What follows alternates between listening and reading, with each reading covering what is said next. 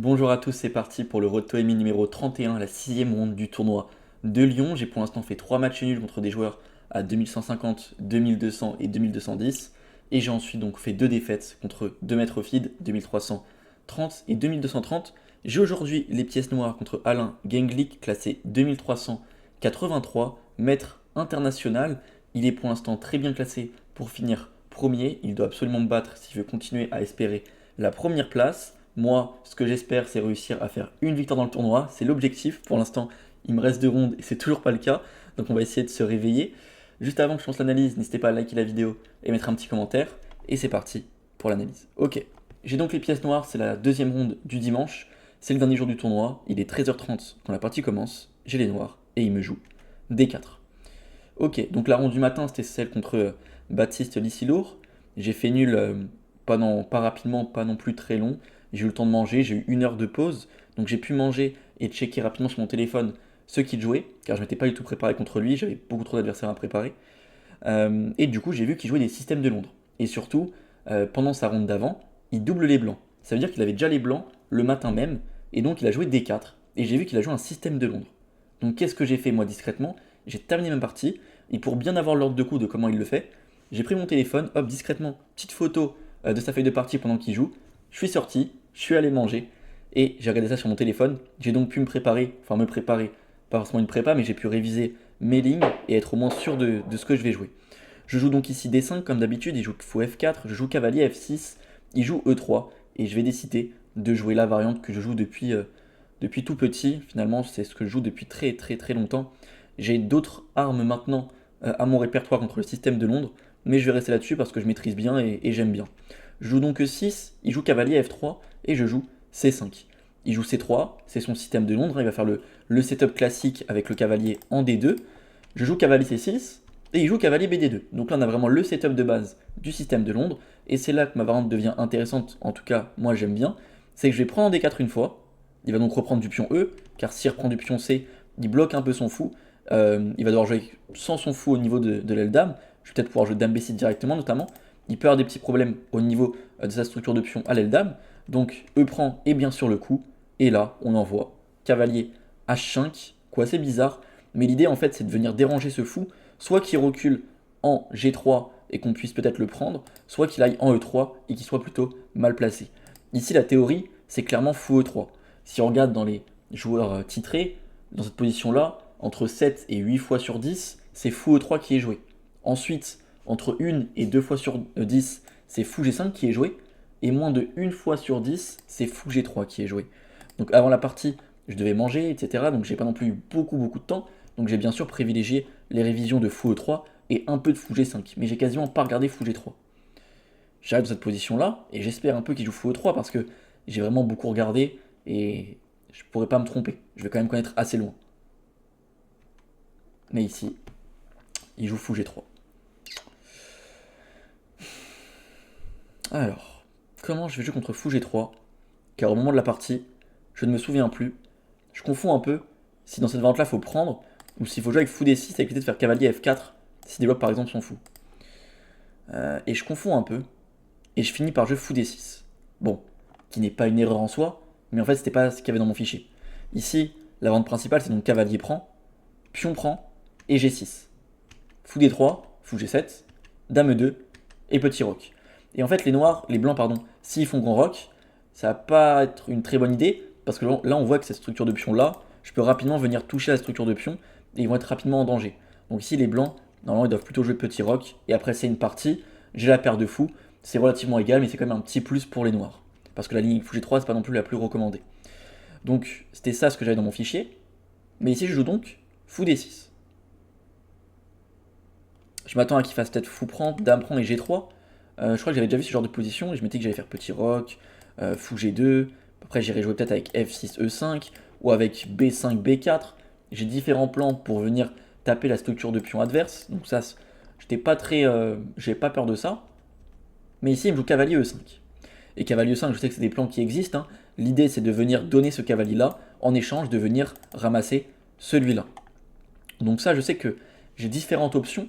Soit je peux défendre le cavalier, genre jouer G6, et l'idée ensuite c'est de jouer cavalier G7, petit roc F6 pour E5. Ça, je sais que c'est un plan qui existe. Soit je peux revenir, tout bêtement, mais je me dis que si je reviens, le problème c'est qu'il va pouvoir consolider son cavalier en E5, j'ai pas tellement envie. Ou alors, je peux prendre en E5. Je préfère prendre en E5, il fait dame prend H5, parce que bon, s'il reprend le cavalier intermédiaire, je prends sur échec. Donc il ne pourra pas gagner le cavalier. Donc il fait dame prend H5, et je joue cavalier G6. Je me dis ok, ici, je m'attends à qu'il fasse G3, c'est ce qu'il fait, parce qu'en fait, s'il joue pas G3 et qu'il joue, il se développe son fou D3, il va se prendre des cavaliers F4.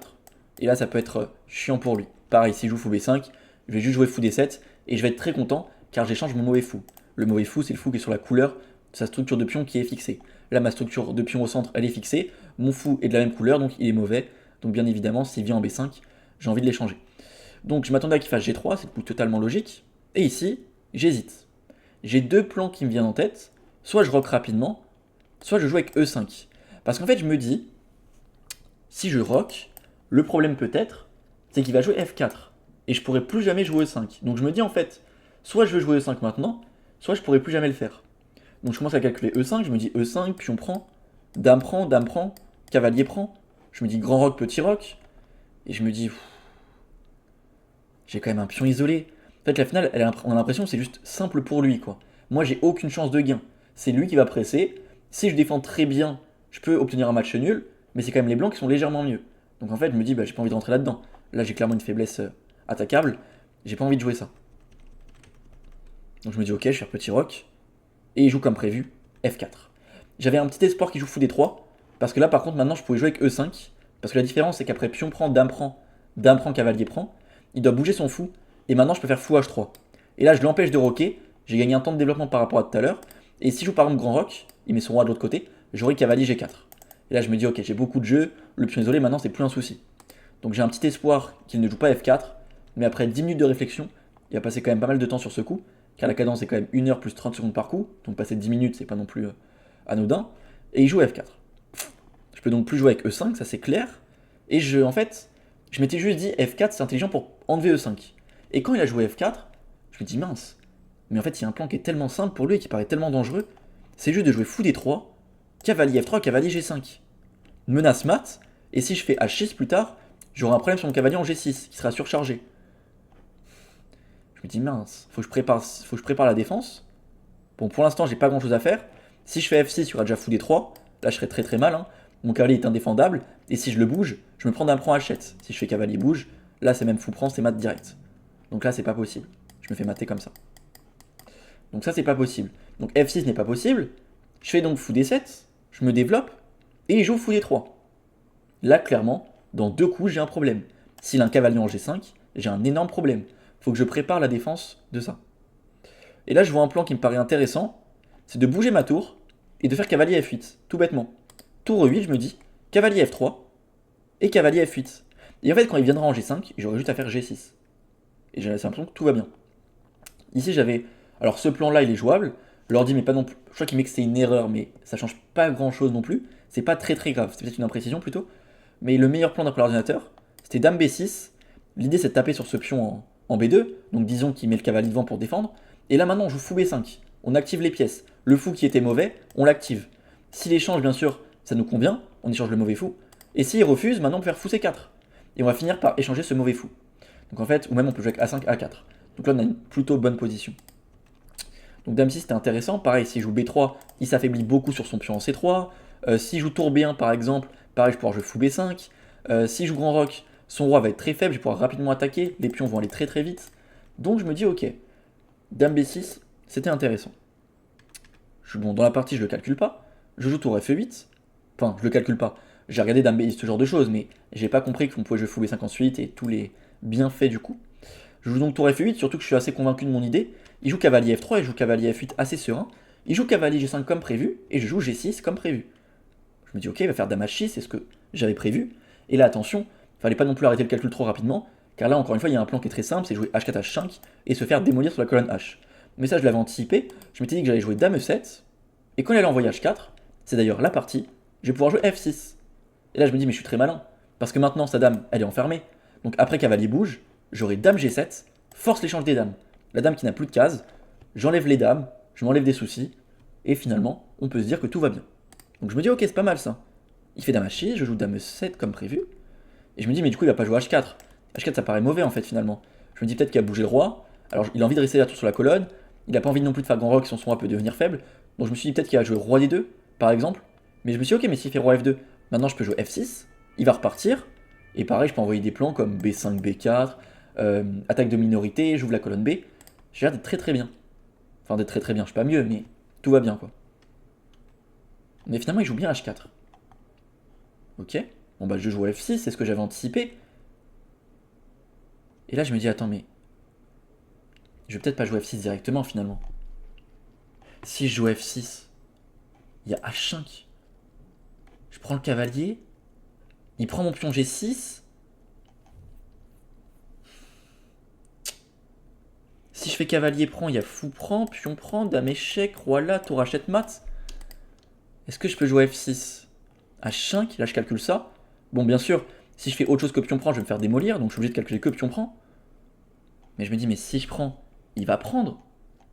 Si je reprends du cavalier, je suis mat. Si je reprends du pion, je suis mat. Ou en tout cas, j'ai l'impression dans un premier temps. Je me dis mais qu'est-ce que je vais faire? Et là je me dis ok, peut-être que F6, H5, pion prend. Quand il va reprendre, je vais faire dame G7. Mais là je me dis mais non, mais dame G7 ça fonctionne pas, qu'est-ce que je raconte? Il va juste prendre en H7. Et quand je ferai roi H8, il est en train de faire prise des promotions. Je vous montre la variante. Je peux pas jouer ça. Parce qu'il y a ça, ça, prise et promotion. C'est pas possible. Et pareil, si je fais cavalier prend, au lieu de faire ça, il y a juste dame prend G7, roi prend, et là je me fais démolir. Donc c'est pas possible.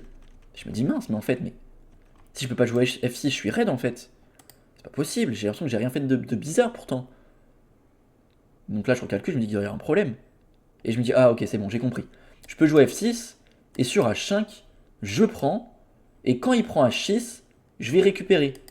Et l'idée, c'est que s'il fait dame H8, je fais roi F7, et s'il fait tour H7, j'ai cavalier prend, et ça on fait match nul. Donc bien évidemment, le match nul, j'ai les doigts entre un joueur à quasiment 2400, c'est pas un mauvais résultat. Donc ça me dérange pas, je le laisse. Et donc je me dis ok, bon bah il n'y a aucune menace, ça ne marche pas, tout va bien. Je fais donc F6 très serein. Et là je vois qu'il calcule beaucoup, et il finit par jouer cavalier F3. Je pense qu'il a calculé longtemps H5, et il s'est dit que ça marchait pas. Et on a tous les deux raté, que H5, ça fonctionne. Après pion prend, pion prend, pion prend, dame H8, roi F7, il y a tour H6. L'idée c'est quoi? C'est qu'en fait il menace fou prend G6, déville cavalier, et tour H7, échec et mat. Donc dame F6 seul coup pour défendre, sauf que maintenant il y a fou prend G6 quand même. Donc là, si je fais cavalier prend, il y a tour H7 et je me fais mater. Hein. Donc roi E7 forcé. Et maintenant, dame prend, roi prend, fou prend tour, roi G7. Il prend mon fou, je prends sa tour, et il repart. Il aurait donc gagné un pion. Il avait un pion de plus dans cette finale-là, il a un pion de plus. Donc en fait, le coup H5 fonctionnait, c'était magnifique, il fallait voir tour H6 la pointe, on l'avait pas tous les deux, donc il revient en F3, je joue dame G7 très content, il prend une fois, je reprends, et il joue roi D2, et je me dis, tout va bien, je me suis enlevé de mes problèmes, je vais plus avoir de soucis. Mais je comprends vite que mes soucis, ils vont très vite réapparaître quand il va venir jouer H5, m'ouvrir la colonne H et m'ouvrir tout court. Il va clairement m'ouvrir sur la colonne H. Donc je commence à calculer H5, je me dis ok H5, je ferme la position, mais je commence à calculer, je me dis tour H G1, il veut jouer G4, je joue un coup, il va jouer cavalier H2, il va jouer G4, et je me dis mais c'est exactement le type de position que j'ai perdu contre Phileas à la ronde numéro 5, c'est ça? Non, ronde numéro 4. Vraiment, même scénario. Je joue un joueur plus fort avec les noirs, je subis, je dois lâcher des compensations stratégiques, je lâche des cases, je suis moins bien, je subis, j'ai très peu d'espace. Et je me dis, mais c'est pas possible, je vais pas rejouer ça deux fois. Je l'ai fait une fois, le mec il m'a massé, il m'a vissé, il m'a asphyxié jusqu'au Zeitnot, et quand j'avais plus de temps, au bout de 30 coups dans le manque de temps dans le Zeitnot, j'ai fini par craquer. Je vais pas refaire la même chose. Parce que là j'ai calculé H5 et je me suis dit que je vais peut-être pouvoir jouer avec F5.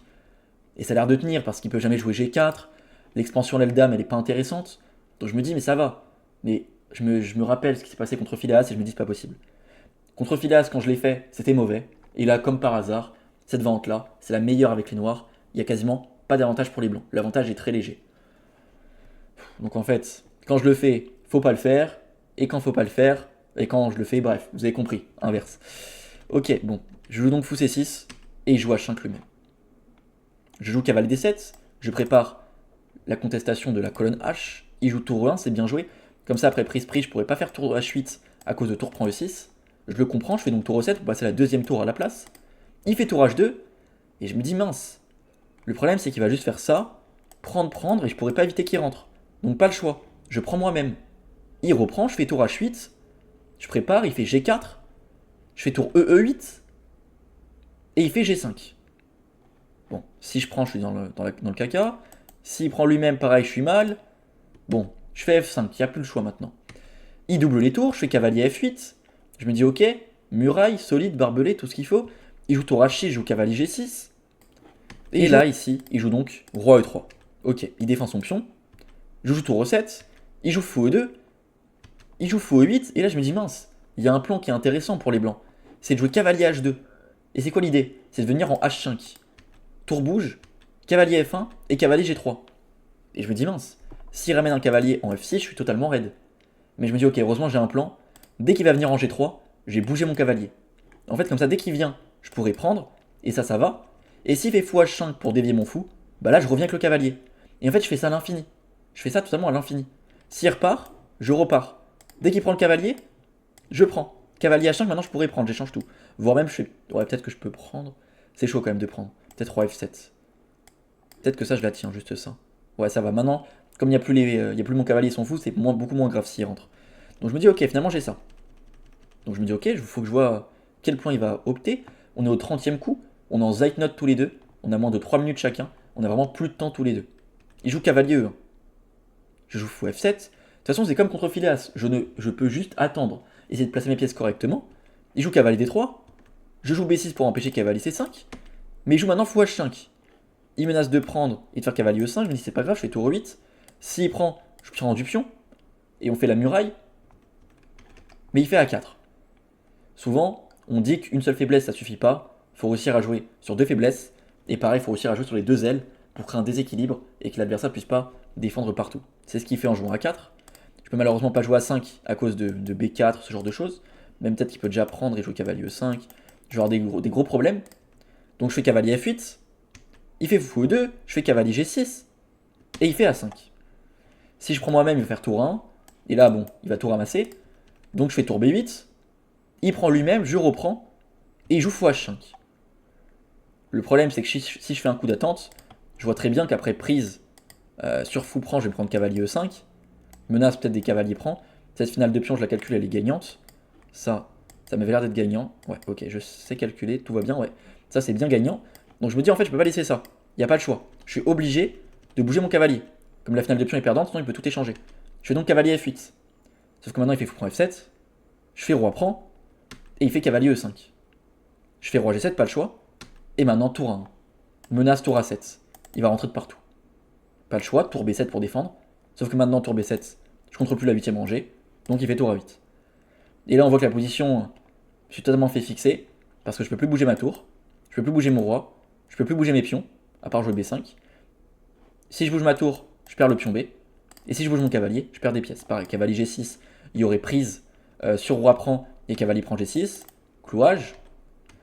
Sur cavalier prend, il y aurait tour prend E6, je perds tout. Je peux pas jouer cavalier G6. Pareil, cavalier D7, il y a juste prise, tour prend E6. Pareil, je perds tout. Donc, je suis obligé de jouer B5. Mais là, il va continuer à me fixer. B4. Je ne peux plus bouger un seul pion. Je ne peux plus bouger mon roi. Je ne peux plus bouger ma tour. Je ne peux plus bouger mon cavalier. J'ai plus le droit que bouger que ma tour. Bon, je fais tour E7. Je me dis que par chance, je sais pas quelle chance, il va me jouer un coup d'attente. Et que je vais réussir peut-être à... Mais je crois que ça marchait même pas en plus. Qu'est-ce que je voulais inventer? Ouais, non. En fait, j'étais en Zeitnot, je me suis inventé que je pouvais peut-être faire cavalier D7 si ma tour était en E7. Et en fait, quand j'ai du coup, je me suis rendu compte que ça change strictement rien, que ma tour soit en E7. Bon, il joue tour B8, le pion va être ramassé. Je fais tour C7, j'active. Il fait roi D2, il défend. Bon, plus le choix maintenant. Sinon, je vais juste me faire master, donc j'essaye d'activer mes pièces, mais là, il y a juste tout qui tombe. J'essaye de rentrer. Je joue H5 parce que s'il prend, je gagne la tour. S'il fait tour H6, au moins, j'aurai peut-être tour C2. J'ai un petit espoir. Mais ouais, non, il joue précis encore une fois, il joue tour prend F5 d'abord. Je pousse, il revient en F6. Je fais tour C2, il fait roi F3. Je pousse, il fait roi G4. Je prends C3. Bon, là, c'est juste une question technique. Comme on avait quelques secondes chacun, je vais tenter encore un peu, comme je pouvais ramasser ses pions. Mais après, voilà, j'ai rapidement abandonné. J'ai tenté 2-3 petits pièges. Parce qu'il y avait un petit piège intéressant d'ailleurs, c'était quoi déjà? J'ai vu un truc pendant la partie qui me paraissait assez drôle. C'était où? Je sais plus comment ça marchait. Mais il y avait un truc drôle qui pouvait mener au match nul. Ah, je sais plus comme ça. C'était un truc en mode. Si j'avance trop ses pions, je pouvais avoir des perpètes. Je m'en souviens plus comme ça, mais ok. Il fait tour B7, je fais roi G8, il fait roi E5. Et j'abandonne, les pions vont avancer tout seuls. Et je vais me faire mater ou promotion. Donc c'est terminé. Ça fait donc une troisième défaite en 6 parties. Je suis à 1,5 point sur 6. On va faire le bilan de partie. À la fin de cette partie, franchement, j'étais dévasté. Pas dévasté dans le sens. J'ai perdu contre un ami à quasi 24 avec les noirs, c'est n'importe quoi. Non, ok. Surtout qu'au vu du scénario de la partie, c'est pas non plus délirant de perdre, c'est normal. J'ai pas fait la game de ma vie. Mais c'est l'accumulation des résultats. 6 parties dans le tournoi, 0 victoire. Là, clairement, je sors dehors, j'ai que 20 minutes avant la prochaine partie. Et je vous raconterai un peu mon état d'esprit pour la prochaine vidéo. Mais wow, la dernière ronde, ça va être très très dur de la jouer. J'hésite même à. Bon, on en parlera au début, enfin pendant la prochaine vidéo. Ok. Il a donc fait 91.9, 0 erreur. J'ai fait 86.5. Donc ouais, c'est comme contre Phileas, même plus précis que Phileas, parce que Phileas il a fait quelques erreurs. Il m'a vraiment massé, vissé de A à Z. Donc ouais, donc là, plutôt peut-être cavalier prend du coup. Parce que du coup, en fait, ouais. C'est quand même chiant cette position. Ouais, et donc là, il aurait pu jouer H5 qui était quand même plus drôle. Mais ok, il est quand même mieux. Là, je dois jouer absolument H5. Je dois jouer absolument H5 moi-même, c'est hyper important. Parce qu'à partir de là, c'est beaucoup trop dur. C'est beaucoup trop dur à jouer. Parce que je crois que je vais faire aucune erreur à partir de là, ou peut-être qu'une seule, et pourtant je vais perdre la partie. Juste, c'est intenable. C'est en fait juste, il progresse petit à petit, il me masse et. Tac, tac, tac. Ouais. En fait, ça fait 20 coups, j'ai pas fait d'erreur, mais juste petit à petit ça progresse et je suis juste moins bien toute la partie quoi. Ouais, ok. Ouais, c'est dommage.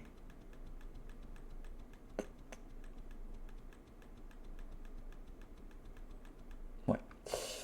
Ça fait mal, je perds donc 35 points Elo après 6 parties. Je suis actuellement 2232 avant la dernière ronde. J'aurai les blancs contre Alexander Pack, un joueur 2250. Faut essayer de bien finir sur une victoire, mais ça va être difficile. Surtout vu mon état d'esprit, on en parlera dans la prochaine vidéo. Allez, bonne fin de journée à tous, bonne soirée. Et à demain 18h pour la dernière ronde. Allez.